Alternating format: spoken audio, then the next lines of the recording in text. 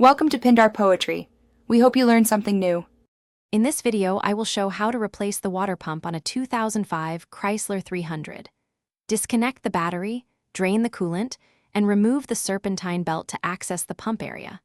Label hoses and fasteners as you go, so reassembly is straightforward. Inspect adjacent pulleys and brackets for wear while components are off. Keep a clean workspace and a parts tray to avoid lost bolts and confusion during installation. Start by gathering the essential tools and replacement parts to keep the job efficient and safe. Clear a space to set removed parts in order and protect painted surfaces from spills. Double-check the pump and gasket match your 2005 Chrysler 300 engine variant to avoid returns. Plan the job in stages so you can methodically remove brackets and hoses without rushing. Stay patient and follow torque specs when reinstalling components.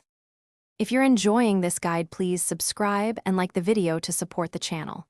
Quick recommendation: I use leak-proof meal prep containers that seal tight and stack well, which keep small fasteners and greasy rags organized in the shop. Check the description for the container link and other deals you might find useful. I appreciate your support and questions in the comments, and now let's get back to the video.